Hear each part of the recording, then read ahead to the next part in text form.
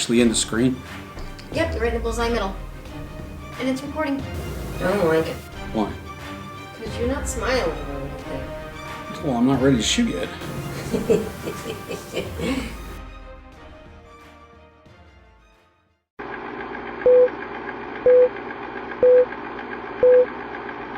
So there everyone, FG's back again. And so this project is hardwiring my Yaesu 8900 radio. If you watched the earlier two videos, you saw the installation of the radio itself. You can see that unfortunately I still haven't gotten around to mounting the Kenwood yet, so that's the external speaker for the radio, so it's kind of still bouncing around. Yeah, I've been a little behind on some things. Anyway, here's my spool of wire here that I'm hardwiring, and I found out something really cool. If you look back here, if you pull the glove box all the way open, let me see if I can get the camera in here. Yeah, if you pull the glove box all the way open, which you basically just do that by squeezing both sides and pulling down, which is the same way you get in to change the cabin air filter, there's a tunnel that goes all the way back here through the truck, so it makes running the wiring real easy.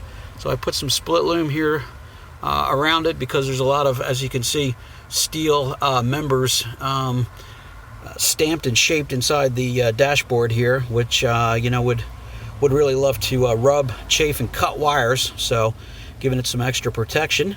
And so this is just the initial phase, pulling the wiring through, and then I'm going to come back in a few minutes and I'll show you where I actually mounted the switch. As I'd talked about in the earlier video with the fuse box, I'm actually mounting the switch over here in the kick panel area. Well, not really the kick panel, I don't know what you'd call this, the under column area, I guess you'd say, above the pedals. So as you can see, I've got that all ripped out too, and the wire hanging down here. So I'm going to go ahead and fit all that in there.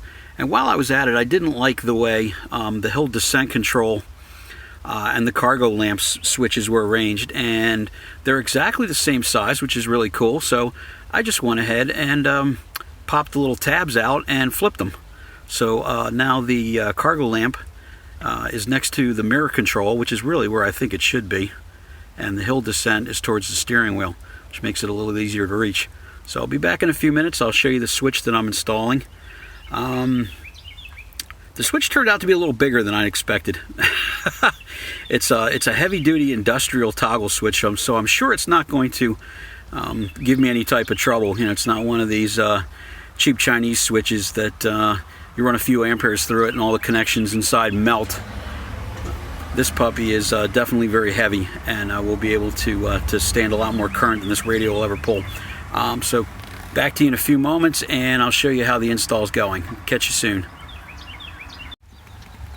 Alright, so as promised, here is the back side of the panel.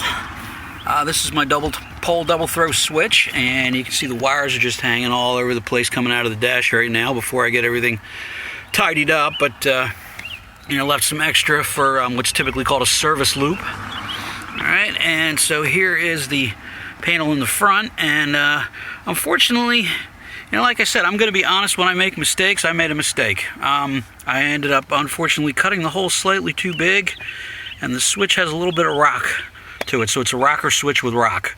So I am going to take some plastic epoxy, and since this is just a bezel and the switch sits inside of it, I'm just going to go ahead and glue this bezel directly to the panel so that it doesn't move around.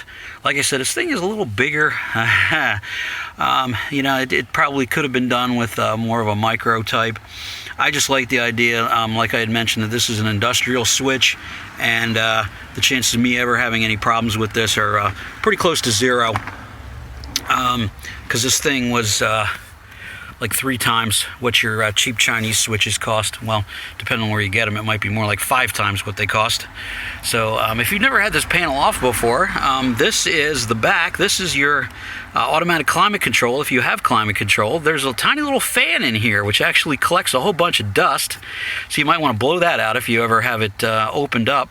So the fan is drawing air from the cabin and passing it over the sensor so that the climate control knows what's going on. And as I had mentioned earlier, I moved my switches around.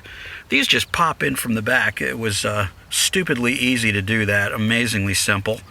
I just unclipped them and moved them over. I just like the cargo lamp over on this side. Just me, you know. I don't know, pet peeve, little OCD, whatever you'd like to call it.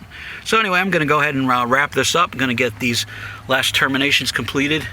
This service loop right here is going to get connected to the double fuse panels. Let me see if you get any light down here that are all the way up here in the kick panel.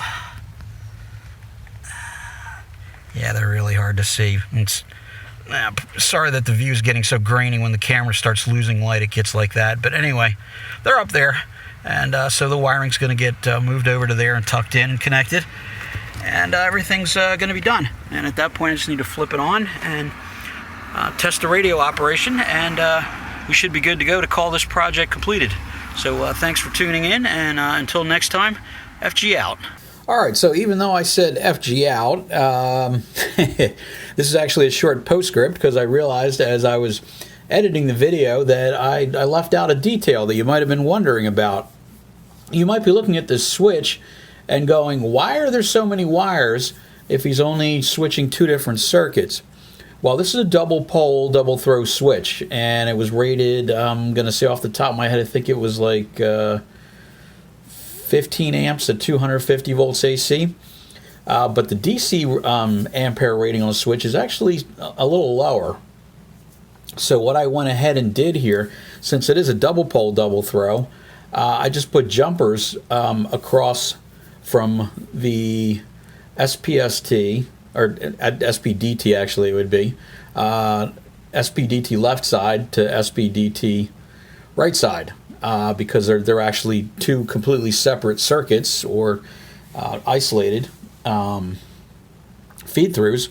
So if you join them, you only have half the current running through each side of the switch. It operates exactly the same as what you would expect, but this is made that you could turn off two lights at a time, or if it was a 240 volt circuit, you're going to want to break both of the hot legs at the same time. So this would be a switch you could use for that sort of a purpose. And there's a lot of things that you know this could potentially do, but it just turned out to be useful right here. So if in fact you happen to be wondering, or maybe you're wondering now because now I'm bringing it up, that's my logic. It actually doubles the current carrying capacity of the switch as such, because each set of contacts is only carrying half the load.